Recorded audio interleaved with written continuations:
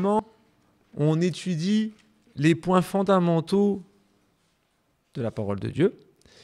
Et le thème que je vais aborder ce soir se nomme la résurrection. Ah, la résurrection, quelque chose de spectaculaire, incroyable. Qui a déjà vu un ressuscité ? C'est une plaisanterie. Mais c'est quelque chose qui est réel. Amen. Pour commencer, qu'est-ce que la résurrection ? Alors, j'aime bien, comme je fais souvent, je vais voir la définition du dictionnaire. Et il y a 3 belles définitions que je vais vous apporter. La première, c'est le retour de la mort à la vie. La deuxième définition, c'est le retour à la mort le retour à la vie, d'une activité. C'est-à-dire quelque chose qui a été créé et qui s'est arrêté ou que voilà, c'est mort et quelque chose a fait que cette activité est repartie. Et la troisième définition, c'est le fait de faire revivre en esprit de ressuscité. Et c'est cette définition qu'on va étudier ce soir. Et dans la parole de Dieu, il y a un très bel exemple d'une résurrection d'un homme. Et je voudrais qu'on lise dans Jean, chapitre 11, du verset 1 jusqu'au 57. On va le lire en entier. Jean, chapitre 11, verset 1 à 57. Et on va lire tout ce chapitre, qui nous dit, c'est sur la résurrection de Lazare. Il y avait un malade, Lazare, de Béthanie, village de Marie et de Marthe, sa sœur. Marie était celle qui oignait de parfum le Seigneur et lui essuya les pieds avec ses cheveux. Et c'était son frère Lazare qui était malade. Les sœurs envoyèrent dire à Jésus, « Seigneur, voici celui que tu aimes est malade. » Après avoir entendu cela, Jésus dit, « Cette maladie n'est pas pour la mort, mais pour la gloire de Dieu, afin que le Fils de Dieu soit glorifié par elle. » Or, Jésus aimait Marthe et sa sœur et Lazare. Quand il eut appris que celui-ci était malade, il resta encore 2 jours à l'endroit où ils étaient. Puis il dit aux disciples, « Retournons en Judée. » Les disciples lui dirent, « Rabbi, les Juifs tout récemment recherchent à te lapider. Et tu y retournes. » Jésus répondit, « Il n'y a-t-il pas 12 heures dans le jour ? Si quelqu'un marche pendant le jour, il ne trébuche pas parce qu'il voit la lumière de ce monde. Mais si quelqu'un marche pendant la nuit, il trébuche parce que la lumière n'est pas en lui. » Après ces paroles, il leur dit, « Lazare, notre ami, s'est endormi, mais je pars pour le réveiller. » Les disciples lui dirent, « Seigneur, s'il s'est endormi, il sera sauvé. » Jésus avait parlé de sa mort, mais eux pensèrent qu'il parlait de l'assoupissement du sommeil. Alors Jésus leur dit ouvertement, « Lazare est mort. Et pour vous, je me réjouis de n'avoir pas été là, afin que vous croyiez. Mais allons vers lui. » Sur ce, Thomas, appelé Didyme, dit aux autres disciples, « Allons-nous aussi afin de mourir avec lui ?» À son arrivée, Jésus trouva que Lazare était déjà depuis 4 jours dans le tombeau. Or, Béthanie était près de Jérusalem à 15 stades environ. Beaucoup de Juifs étaient venus vers Marthe et Marie pour les consoler au sujet de leur frère. Lorsque Marthe apprit que Jésus arrivait, elle alla à sa rencontre, tandis que Marie restait assise à la maison. Marthe dit à Jésus, « Seigneur, si tu avais été ici, mon frère ne serait pas mort. Mais maintenant même, je sais que tout ce que tu demanderas à Dieu, Dieu te le donnera. » Jésus lui dit, « Ton frère ressuscitera. » « Je sais, lui répondit Marthe, qu'il ressuscitera à la résurrection au dernier jour. » Jésus lui dit, « Moi, je suis la résurrection et la vie. Celui qui croit en moi vivra, quand même il sera mort, et quiconque vit et croit en moi ne mourra jamais. Crois-tu cela ?»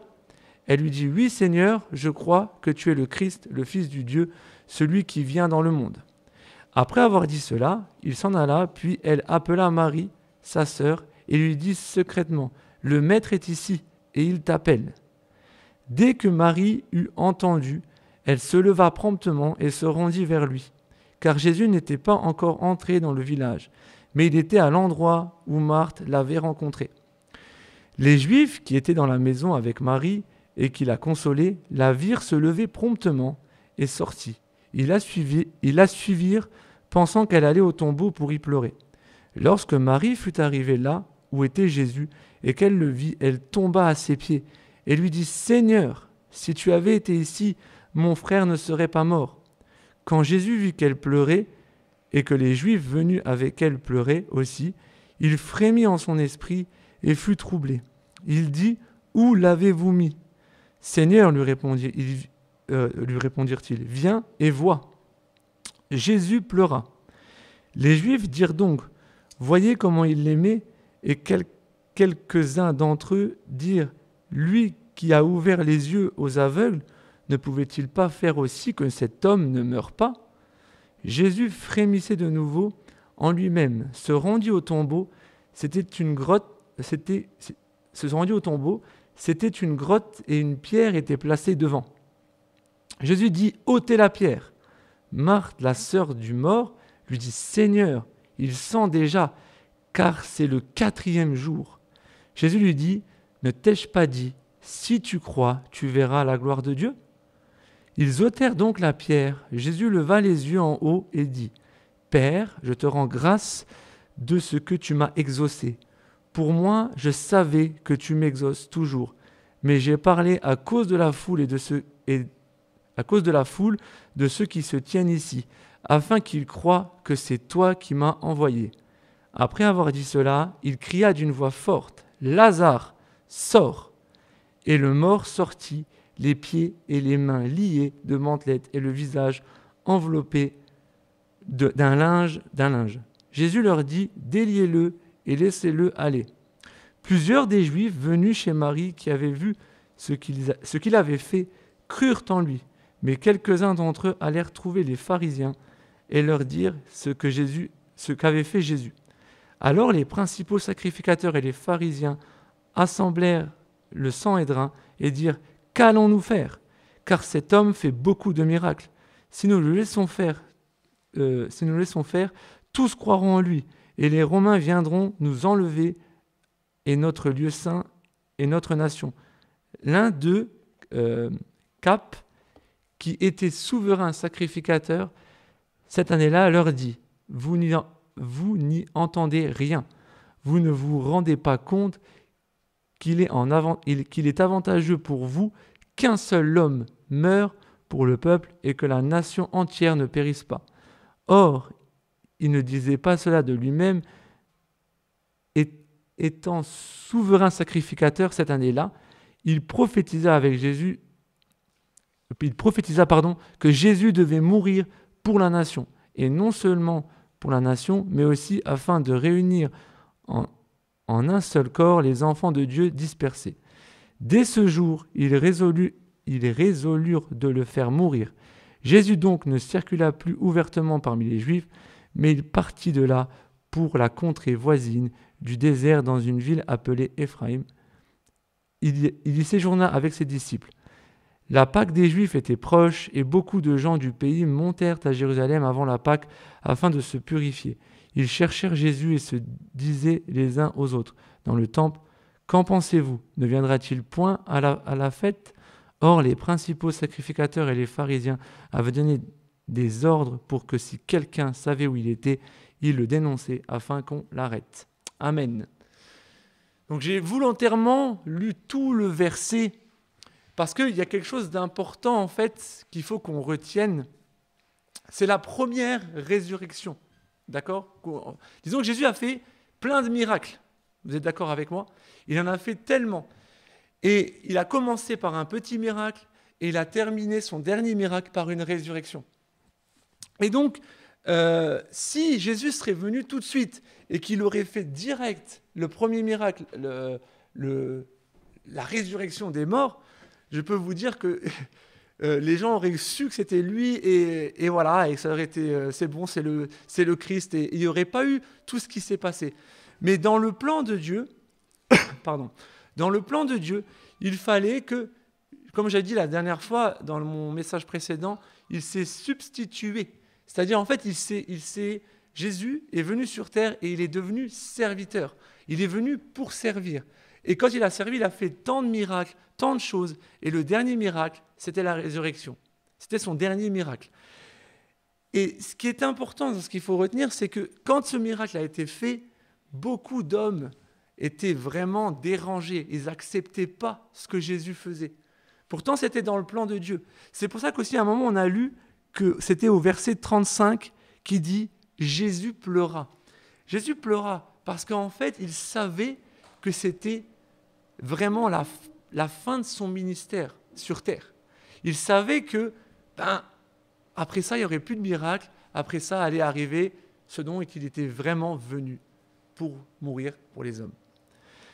Et ce qui est beau, c'est qu'il savait que c'était le dernier miracle, mais il ne s'est pas dit pour autant, je vais retarder l'inévitable. Non, il s'est dit, je vais le faire, parce que je suis venu pour une mission particulière. Et ce qui est aussi beau et important dans qu'on lise, c'est quand ils ôtèrent la pierre, Jésus dit une seule chose d'une voix forte, « Lazare, sors !» Et à ce moment-là, Lazare sortit. Je ne sais pas pour ceux qui ont vu la série The Chosen, on a vu cette scène avec Lydie, ça nous a... c'est une série, mais je veux dire, le fait d'avoir vu ça, on sait que c'est la vérité. Ça a été tellement bien représenté. Je pense que si demain, quelqu'un que je connais est dans un cercueil et Jésus dirait « Un tel, sort !» et que je vois ça de mes propres yeux, je serais émerveillé, effrayé, je ne serais pas dans tous mes états, je suppose. Mais Jésus a fait ce dernier miracle.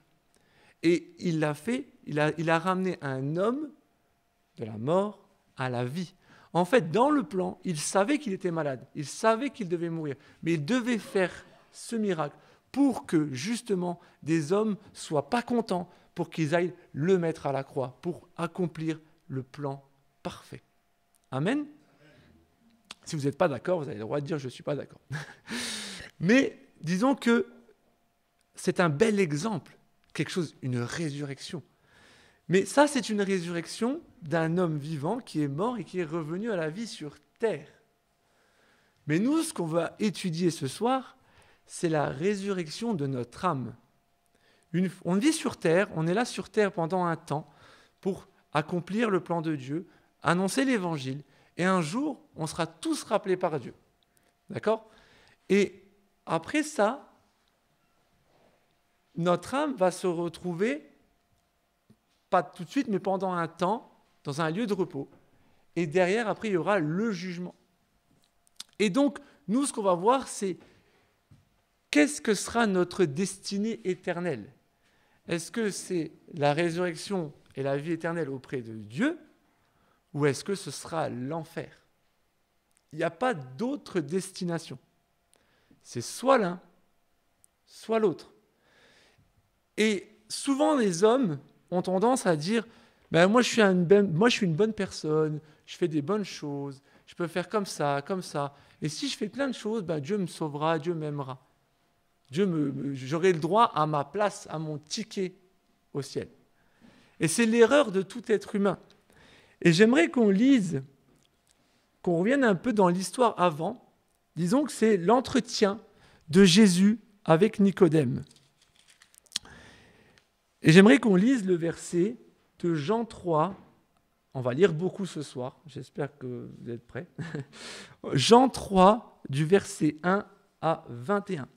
C'est cet entretien que Jésus a avec Nicodème et il lui apporte une solution pour après. On va le lire ensemble. Mais il y avait parmi les pharisiens un chef des Juifs, nommé Nicodème. Il vint de nuit auprès de Jésus et lui dit « Rabbi, nous savons que tu es un docteur venu de la part de Dieu, car personne ne peut faire ces miracles que tu fais si Dieu n'est avec lui. » Jésus lui répondit, en vérité, je te le dis, si un homme ne naît de nouveau, il ne peut voir le royaume de Dieu. Nicodème lui dit, comment un homme peut-il naître quand il est vieux ? Peut-il une seconde fois entrer dans le sein de sa mère et naître ? Jésus lui répondit, en vérité, je te le dis, si un homme ne naît d'eau et d'esprit, il ne peut entrer dans le royaume de Dieu. Ce qui est né de la chair est chair, ce qui est né de l'esprit est esprit. Ne t'étonne pas que je t'ai dit qu'il faut que vous naissiez de nouveau. Le vent souffle où il veut et tu en entends le bruit, mais tu ne sais pas d'où il vient ni où il va. Il en est ainsi de quiconque est né de l'esprit. Nicodème reprit la parole. Comment cela peut-il se faire? Jésus lui répondit, tu es le docteur d'Israël et tu ne sais pas cela. En vérité, je te le dis, nous disons ce que nous savons et nous rendons témoignage de ce que nous avons vu. Et vous ne recevez pas notre témoignage. Si vous ne croyez pas quand je vous ai parlé des choses terrestres, comment croirez-vous quand je vous parlerai des choses célestes? Personne n'est monté au ciel, sinon celui qui est descendu du ciel, le Fils de l'homme qui est dans le ciel. Et comme Moïse éleva le serpent dans le désert, il faut de même que le Fils de l'homme soit élevé, afin que quiconque croit en lui ait la vie éternelle. Car Dieu a tant aimé le monde, qu'il a donné son Fils unique, afin que quiconque croit en lui ne périsse pas, mais qu'il ait la vie éternelle. Dieu, en effet, n'a pas envoyé son Fils dans le monde pour juger le monde, mais pour que le monde soit sauvé par lui. Celui qui croit en lui n'est pas jugé, mais celui qui ne croit pas est déjà jugé, parce qu'il n'a pas cru au nom du Fils unique de Dieu. Et voici le jugement. La lumière est venue dans le monde, et les hommes ont aimé les ténèbres plus que la lumière, parce que leurs œuvres étaient mauvaises. Car quiconque fait le mal a de la haine pour la lumière et ne vient pas à la lumière, de peur que ses œuvres ne soient réprouvées. Mais celui qui pratique la vérité vient à la lumière, afin qu'il soit manifesté que ses œuvres sont faites en Dieu. Amen. Et dans cet entretien que Jésus a avec Nicodème, il lui explique et il lui apporte une solution.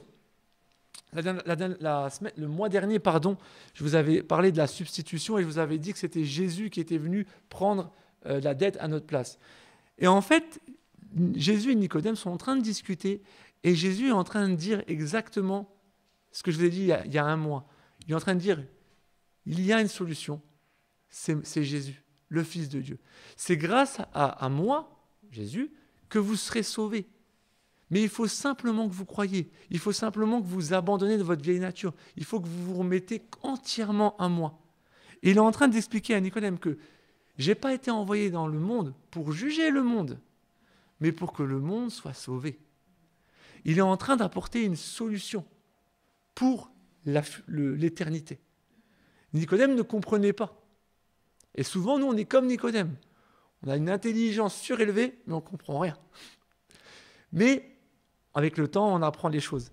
Et là, avec cet entretien entre Jésus et Nicodème, il est en train d'apporter la solution. Jésus qui est venu sur terre pour que le monde soit sauvé et non jugé. Souvent, j'entends « Ouais, Olivier, moi, je suis une personne mauvaise. Dieu, il ne peut pas accepter un mec comme moi. Mais Dieu, il a envoyé son Fils pour sauver un mec comme toi. Amen. » Et souvent, on entend des choses comme ça. Et j'ai des collègues, des fois, quand je leur parle de ma foi, c'est marrant parce qu'eux, ils me disent souvent la même chose. Et je réponds souvent la même chose. Mais Dieu, il t'a tellement aimé qu'il a envoyé son Fils. Est-ce que toi, tu es prêt à envoyer ton Fils mourir pour cette terre? Non. Ben pourtant, lui, il a envoyé son Fils unique pour toi. Il est en train... Donc du coup, Jésus et Nicodème sont en train de discuter le soir. Et Jésus lui dit, je suis la solution. Et ce soir, il dit, je suis la solution. Amen. Parce qu'il est mort il y a 2000 ans, mais il est ressuscité il y a 2000 ans. Amen. Et donc, du coup, j'aimerais qu'on continue. Et je pense que je vais couper mon message en deux parce qu'il y a beaucoup de choses à dire et je n'ai pas envie de compresser mon message. Mais du coup, j'aimerais qu'on continue un petit peu et qu'on lise Jean, toujours, chapitre 14, du verset 1 à 31. Je vous ai dit, on va beaucoup lire aujourd'hui, mais il y a beaucoup de choses importantes. Donc, c'est le dernier entretien de Jésus avec ses disciples et Jésus est en train de faire une exhortation. Il est en train de dire que votre cœur ne se trouble pas. Croyez en Dieu, croyez aussi en moi. Il y a beaucoup de demeures dans la maison de mon Père. Sinon, je vous l'aurais dit, car je vais vous préparer une place. Donc si je m'en vais et vous préparer une place, je reviendrai et je vous prendrai avec moi, afin que là où je suis, vous y soyez aussi. Et où je vais, vous en savez le chemin. Thomas lui dit, Seigneur, nous ne savons où tu vas. Comment en saurions-nous le chemin? Jésus lui dit, moi, je suis le chemin, la vérité et la vie. Nul ne vient au Père que par moi. Si vous me connaissez, vous connaîtrez aussi mon Père, et dès maintenant vous le connaissez et vous l'avez vu. Philippe lui dit, Seigneur, montre-nous le Père, et cela nous suffit. Jésus lui dit, il y a si longtemps que je suis avec vous, et tu ne m'as pas connu, Philippe. Celui qui m'a vu a vu le Père. Comment dis-tu, montre-nous le Père? Ne crois-tu pas que je suis dans le Père et que le Père est en moi? Les paroles que je vous ai dites ne viennent pas de moi-même. Le Père qui demeure en moi accomplit ses œuvres. Croyez-moi, je suis dans le Père et le Père est en moi. Sinon, croyez à cause de ses œuvres. En vérité, je vous le dis, celui qui croit en moi fera lui aussi les œuvres que moi je fais, et il en fera de plus grandes, parce que je m'en vais vers le Père, et tout ce que vous demanderez en mon nom, je le ferai, afin que le Père soit glorifié dans le Fils. Si vous demandez quelque chose en mon nom, je le ferai. Verset 15.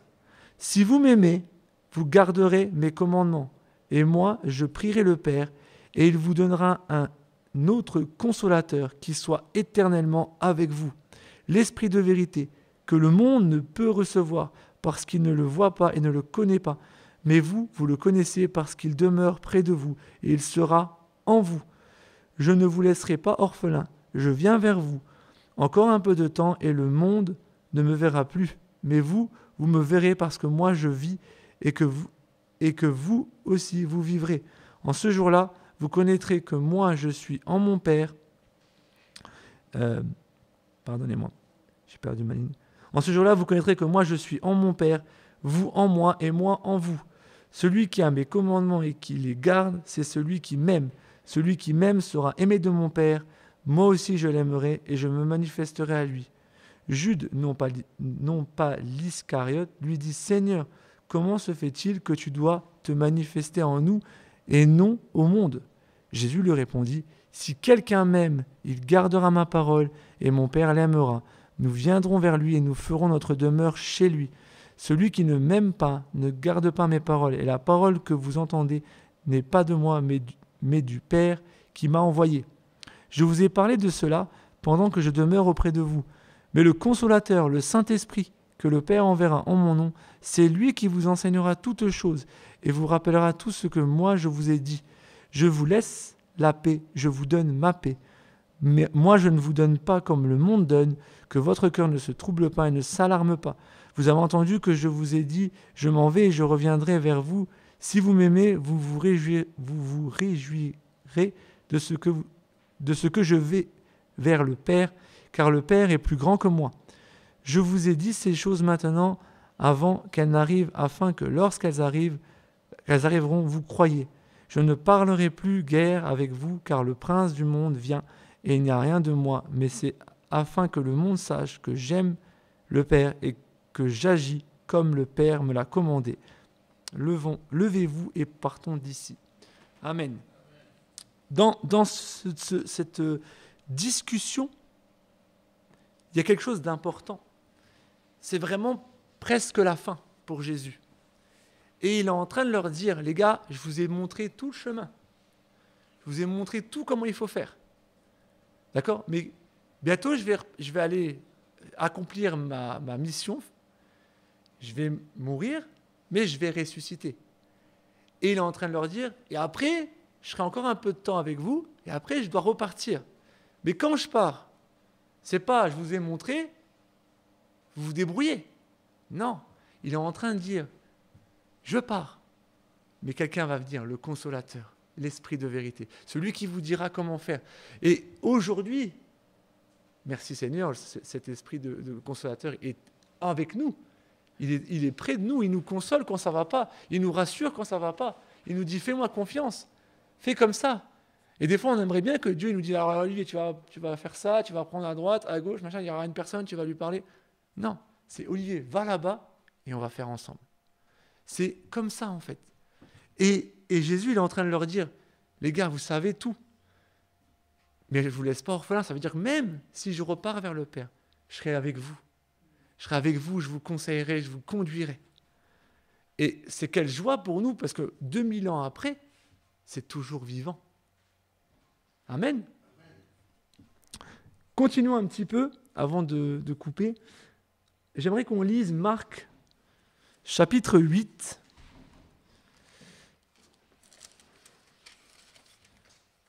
Alors, Marc, chapitre 8, du verset 27.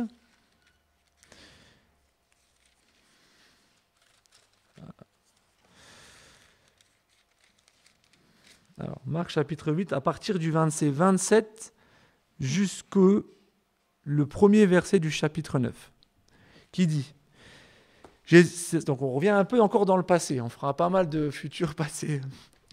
Donc Jésus s'en alla avec ses disciples dans le village de Césarée de Philippe, et en chemin il leur posa cette question. Les gens, qui disent-ils que je suis? Ils dirent Jean-Baptiste, d'autres Élie, d'autres l'un des prophètes. Mais vous, leur demanda-t-il, qui dites-vous que je suis? Pierre répondit, tu es le Christ, Jésus.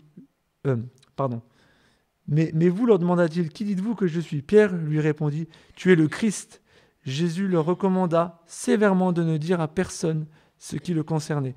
Il commença à leur apprendre qu'il fallait que le Fils de l'homme souffre beaucoup, qu'il soit rejeté par les anciens, par les principaux sacrificateurs, par les scribes, qu'il soit mis à mort et qu'il ressuscite 3 jours après.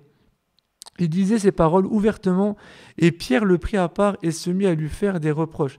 Mais Jésus se retourna, regarda ses disciples, fit des reproches à Pierre et lui dit « Arrière de moi, Satan, car tes pensées ne sont pas celles de Dieu, mais celles des hommes. » Puis il appela la foule avec ses disciples et leur dit « Si quelqu'un veut venir après moi, qu'il renonce à lui-même, qu'il se charge de sa croix et qu'il me suive.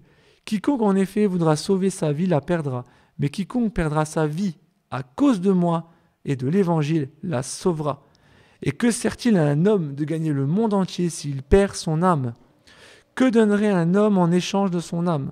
En effet, quiconque aura honte de moi et de mes paroles au milieu de cette génération adultère et pécheresse, le Fils de l'homme aura honte de lui quand il viendra dans la gloire de son Père avec les saints anges. Il leur dit encore, en vérité, je vous le dis, quelques-uns de ceux qui se tiennent ici ne goûteront point la mort avant d'avoir vu le royaume de Dieu venir avec puissance. Amen.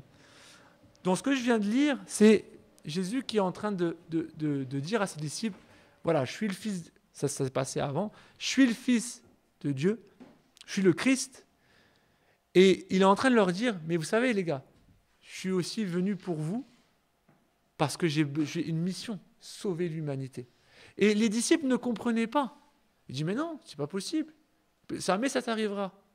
Et en fait, les disciples ne comprenaient pas que Jésus était venu pour servir, pour leur montrer l'exemple. Il n'est pas venu du ciel en tant que roi, acclamez-moi. Non, il est venu, il s'est humilié pour servir les hommes, leur montrer l'exemple, pour après aller accomplir sa mission, pour que toute la parole de Dieu soit accomplie. Amen. Et ce qui est beau, c'est qu'il est en train de dire, les gars, c'est pas en faisant comme vous voulez que vous allez sauver de votre vie, c'est en croyant en moi, en croyant que je suis venu pour vous. Quiconque voudra sauver sa vie la perdra, mais quiconque la perdra à cause de moi, pour ma parole, pour la vérité, la sauvera. Il parle de l'éternité. Il ne parle pas d'une vie terrestre sur terre, il parle de l'éternité. J'ai encore beaucoup de choses à dire, mais le temps tourne. Si ça ne vous dérange pas, on reprendra dans un mois. Mais on continuera vraiment sur la résurrection. Il y a encore beaucoup de choses à vous dire. Et voilà. Et j'espère que j'ai été assez clair jusqu'à maintenant. J'essaierai de bien reprendre la prochaine fois la suite. Et voilà. Le Seigneur soit loué. Je termine par la prière. Seigneur mon Dieu, merci Seigneur parce que tu ne changes pas. Merci Seigneur parce que tu t'es substitué à la croix, Seigneur, tu es venu sur terre, tu es mort à la croix, mais tu es ressuscité. Nous adorons un Dieu vivant, Seigneur. Et merci, Seigneur, parce que en toi, nous avons la victoire, Seigneur. Et Seigneur, nous voulons vraiment crucifier notre chair, nous voulons vraiment vivre comme tu vivais, Seigneur, vraiment pour être tes imitateurs, Seigneur. Seigneur, aide-nous à changer notre état d'esprit pour vraiment être conduit par ton esprit à toi, Seigneur. Merci, Seigneur, parce que tu fais tant de choses miraculeuses, Seigneur, encore aujourd'hui. Et nous voulons te donner toute la louange et la gloire qui t'est due. Sois loué, mon Dieu. Amen.